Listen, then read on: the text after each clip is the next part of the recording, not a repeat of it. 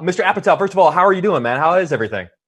I'm hanging in there, just hanging in there. I'm heading into month 4 with the kids. Woo.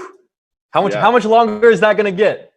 it's going full ZZ Top. It's a I commitment. like it. Hey, I like it, man. That's awesome. First of all, I got to say, one of the things I've always loved about your style of storytelling is that you have this incredible ability to find warmth and find humor in what could otherwise be sort of heavy situations, whether it's obviously, overcoming the death of your father, being a virgin for 40 years, or an unexpected pregnancy, or finding out you have a terminal illness.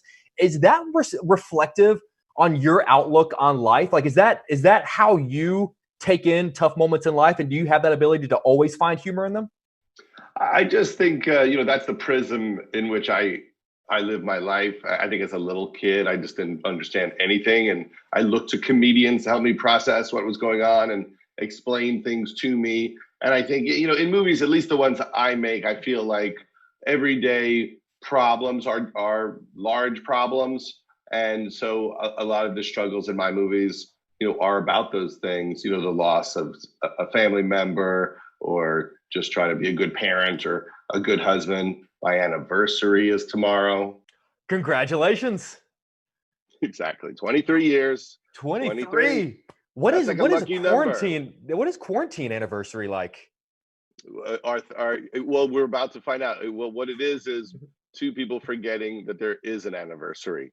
That's There what it you is. They're go. going, oh, wait a second. Isn't our anniversary like in 2 days?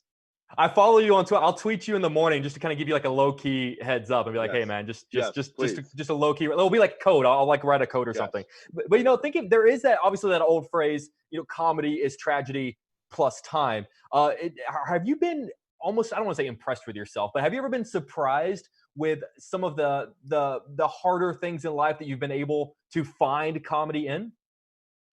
I just think no matter what happens in life, we always find the humor in it because it's a survival mechanism for everybody. We have to, have those moments, where we depressurize.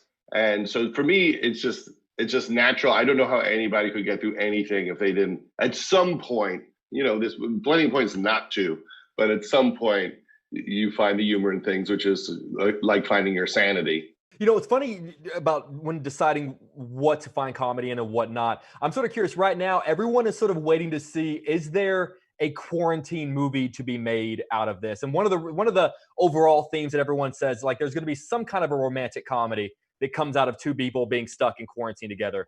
Is there humor to be found in our current situation, or is that something you're not even interested in? Are you over it by now? Well, as they always say, like with time, we begin to see the humor in things. I'm sure we don't see much of it now, but down the line we will. I think anytime people are forced to connect with each other for long periods of time, that ultimately gets comedic because we're also, we're all usually not very honest with each other. So you put people in a house for 3 months and force them to have every meal together and spend every second of the day together, stuff is going to come up. So the humor may not even be about, being cooped up. It's about what comes up. For sure. As my dog is barking in the background, it's all part of the bit. One of the things I've always loved about your work is that there's something I absolutely relate to, is this idea of having a close group of friends that kind of will just be completely, if not brutally, honest with you. And I love how you always represent that. I have a group of friends that have been my friends for 20 plus years. Could not care less that I'm on TV and interview celebrities for a living. Like, genuinely couldn't care less. Do you have a group of friends that would be honest if they didn't like one of your films? Like, they will just call you out and be like, yeah, that one wasn't very good.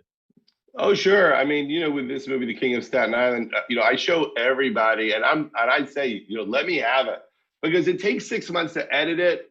And it's bad for a lot of it. Like, it doesn't make sense. You have the wrong scenes in, the wrong jokes in, the tone is off.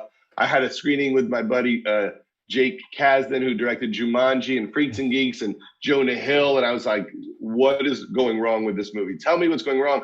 And as a result, I shuffled the order of some things and took a thing or two out. And then suddenly everything was working. And that's the process on every movie for everybody.